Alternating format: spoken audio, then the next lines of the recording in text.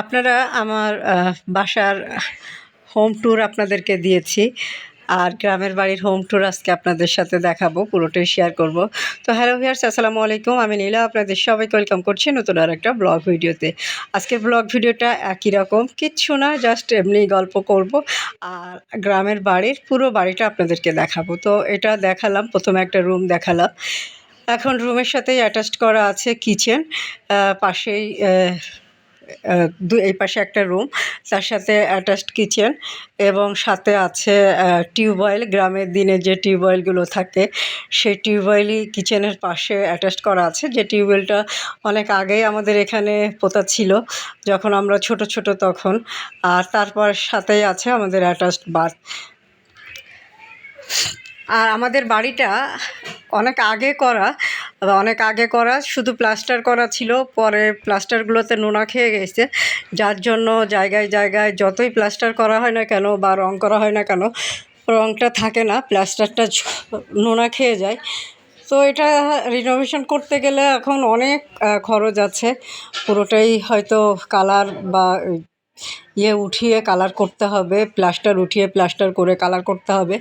তো যার কারণে আর করা হয় না। এই যে কিচেনের সাথেই মার ফ্রিজ এবং কিচেন ক্যাবিনেট সব রাখা আছে, পাশে আছে সুরাক, এই পাশে আছে আব্বার বানানো দুইটা পুরাতন ঘর, যে ঘরের সাথেই অ্যাটাচড করে বাকিগুলো সব পরে সেট আপ করা হয়েছে।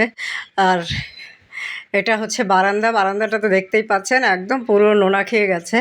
এটা আমাদের রুমটা, যেটা আমরা ছোটোবেলায় 3 বোনই এক খাটে ঘুমাতাম। একটা খাট, এখনকার সে খাটটা নেই যদিও, এখন আবার একটু চেঞ্জ করা হয়েছে। তো সবগুলো রুমই একই অবস্থা, নোনা খাওয়া। আর রুমগুলো বেশি বড় না, ছোট ছোট রুম, 10 ফিট বাই 12 ফিটের রুম। আর এটা হচ্ছে যেটা বলছিলাম আগের ব্লগ ভিডিওতে দেখিয়েছিলাম, ড্রেসিং টেবিল। তো আমি যখন ক্লাস 2তে পড়ি তখন আমার আব্বা একটা ড্রেসিং টেবিল, একটা আলমিরা আর একটা পালং বানিয়েছিল। তো আলমিরা আর পালংটা পোকায় খেয়ে গেছে, ওটা আর এখন তার কোনো চিহ্ন নেই। যখন আমি মাস্টার্স শেষ করেছি বা এরকম টাইমের ভিতরে হয়তো বা ওটা ঘুনে খেয়ে গেছে, যখন আমরা বড় 1 বা 2তে পড়ি সর্বোচ্চ মনে আছে, তখন বানিয়েছিল। পরে অবশ্য আর সেই আলমিরার পরিবর্তে স্টিল আলমিরা। এই খাটটাও আব্বার অনেক দিনের খাট, আর আব্বা এই খাটটায় ঘুমায়, আর আব্বা মা দুজনে। এই যে আলনা, গ্রামের বাসায় একটা আলনা না থাকলে কিন্তু ফুল কমপ্লিট মনে হয় না। আর এই যে বারান্দায় বসেছিল আমাদের কুকি, আর এই হচ্ছে আমাদের উঠানটা।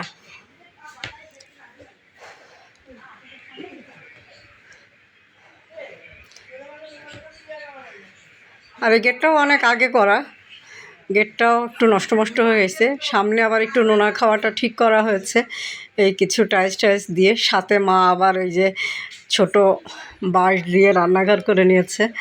আর এখানে ডিপ টিউবওয়েল পোতা, সেই ডিপ টিউবওয়েলের ওইখানেই পানি টানি যা আসে যা লাগে ওখান থেকে পানি ছেড়ে করে। আর বন্ধু চুলার মার খুব শখ, তো বন্ধু চুলাও একটা বানিয়েছে, সাথে পাশে সিমেন্টের চুলা আছে। তো এখানেই রান্না করে বেশিরভাগ সময়। আর যখন হয়তো কিছু গরম টরম করা লাগে বা কিছু করতে ভালো লাগে না, তখন হয়তো গ্যাসের চুলায় বা কারেন্টের চুলায় রান্না করে। আর এই যে আমার মায়ের ছাগল, মা বলতে এখন মা তো আমার সাথেই বেশিরভাগ সময় থাকে, হয়তো 6 মাস আমার ধারে থাকে, 6 মাস বাড়ি থাকে। আর মেজো বোনটাই বাড়ি দেখাশোনা করে। আপনারা জানেন আমরা 3 বোন, আমি বড়, মেজো বোনটা এই বাড়িতেই থাকে। ওর হাজব্যান্ড মারা গেছে এই 1.5 বছর হয়। তো ওকে আমরা এই যে দোকানে, বাড়ির সাথে আমাদের বাড়িটা হচ্ছে মেন রাস্তার খুব কাছাকাছি, মেন রাস্তা থেকে আমাদের বাড়িটা হয়তো 2 মিনিট বা 3 মিনিট লাগে। তো এখানে ওকে একটা পার্লার এবং সাথে কিছু কাপড় টাপড় দিয়ে অদ্রি ফ্যাশন অ্যান্ড লাইফস্টাইলের পেজেরই একটা শাখা বলতে পারেন, Adri fashion and beauty parlour খুলে দেওয়া হয়েছে। আর এটা হচ্ছে আমার মায়ের সবজি বাগান, অনেক কষ্ট করে, অনেক সবজি টবজি লাগায়। এই যে উঠোনে দেখতে পাচ্ছেন এই মুরগিগুলো সব বোনের, শাক সব মিলিয়ে অনেকগুলো, প্রায় 30-40টা মুরগি আছে, এই বেশ খানিক জায়গা করে দিয়েছে। আর এই যে মায়ের সবজি বাগানে বরবটি ধরে আছে, ডাঁটা লাগানো আছে, পেঁপে হয়েছে, তারপরে হচ্ছে বেগুন ধরেছে। আর বাড়ির সাইড দিয়ে একদম বেড়া দিয়ে লেবু গাছ লাগানো। তো প্রচুর পরিমাণে লেবু ধরেছে এখানে।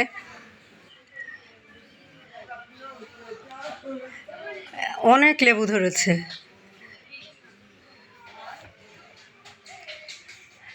তো মা আসলে অনেক কষ্ট করে অনেক কিছু লাগায়, ইভেন বাথরুমের ছাদে বা একটা রুম তো ছাদের রুম, সেটার উপরেও পুরোটাই গাছগাছালি বিভিন্ন সবজি টবজি চাষ করেছে বস্তায় করে।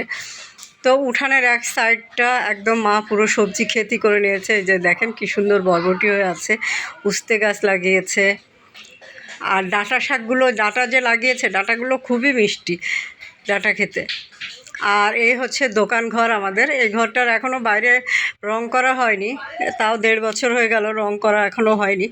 আর এই ঘরে মেশিন আসছে, মা মেশিনে কাজ করে, সাথে এক সাইডে মেশিন বসানো আর একটা ছোট্ট খাট বিছানো আছে। আর এক সাইডে হচ্ছে পার্লার এবং দোকান করা। তো গ্রামের মহিলারা আসে, বেশ দূর দূরান্ত থেকে এখন মহিলারা আসে। আর এই যে আমি হাতের কাজের কিছু ড্রেস তৈরি করার জন্য মাকে দিয়েছিলাম, মা সেগুলো সব রেডি করেছে, এখনও আয়রন করা হয়নি। হাতের কাজে আমরা এখন পর্যন্ত যত ড্রেস পরি সবই মা বানিয়ে দেয়। আর সবই আমাদের ঢাকার বাসায়ও মেশিন আছে, আবার গ্রামেও মেশিন আছে। এই যে ছোটো বোনটা, মেজো বোনটা আর কি কী জানি বিক্রি করছিল। তো এই যে ওর দোকান ঘরটা মালামাল কম, পার্লারের কাজটা টুকটাক ভালোই চলে, ভ্রু প্লাগ ফেসিয়াল এগুলো আসে। আর এই আর একটা রান্না বাথরুম এ ঘরের সাথেই, মানে থাকার ঘরটাকে এক সাইডে দোকান করা হয়েছে। রুমটার সাইজ অনেক বড়, 18 ফিট বাই 16 ফিটের রুম, অনেক বড় রুম।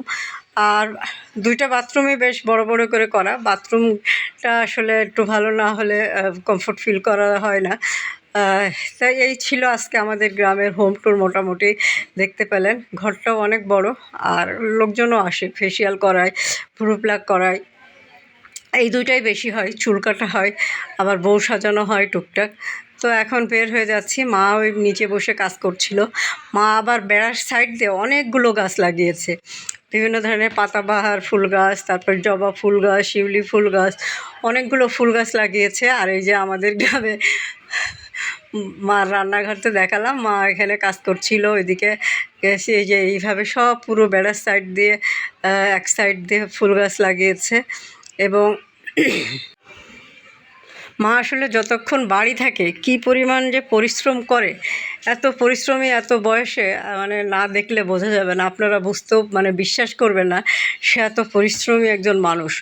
অনেক বেশি পরিশ্রম করে, রান্না বান্না থেকে শুরু করে যেখানে যা লাগানো সব কিছু একদম নন স্টপ। আমাদের জামা কাপড় বানানো, আমাদের শুধু 3 বোনের না, আমাদের আত্মীয় স্বজন, আমাদের কাজিন টাজিন যারা আছে সবাই মার কাছ থেকে ড্রেস তৈরি করে নেয়। তো এই ছিল আমার হোম ট্যুর, কেমন লাগলো? আর এই যে আমাদের বিশেষ গেট, বেড়ার গেট, আর এই যে টিনের পাঁচিল দেওয়া। তো গ্রামের বাড়িটা কেমন লাগলো ছোট্ট একটা কমেন্ট করে জানাবেন। মা, আমাদের বাড়ির অনেক গাছগাছালি আছে, এমনি ঠান্ডা থাকে, খুব বেশি রোদ আসে না, বেশ ঠান্ডা থাকে। আগে আরও গাছগাছালি ছিল, এখন ওইগুলো একটু কেটে ফেলা হয়েছে। তো আল্লাহ হাফেজ, ভালো থাকবেন, সুস্থ থাকবেন। আর হ্যাঁ, একটা জিনিস, সুন্দর কিছু শাড়ি পরবেন। সুন্দর কিছু শাড়ি কোথায় পাবেন আপনারা ভালো করেই জানেন। সুন্দর কিছু শাড়ি পেয়ে যাবেন অদ্রি ফ্যাশন অ্যান্ড লাইফস্টাইলের পেজে। এখন ঘুরতে গেলে, এখন যেহেতু যারা কিনতে পারছেন না, পরবর্তীতে কিনবেন, যেহেতু এখন কেনার বা ডেলিভারি করার সময় না, তো অবশ্যই ঈদের পরেও সুন্দর কিছু শাড়ি আপনারা পারচেস করবেন, এবং সুন্দর সুন্দর শাড়িগুলো পেয়ে যাবেন অদ্রি ফ্যাশন অ্যান্ড লাইফস্টাইলের পেজে। তো ভালো থাকেন, সুস্থ থাকেন, আমার পেজের সাথে থাকেন। আল্লাহ হাফেজ, আসসালামু আলাইকুম।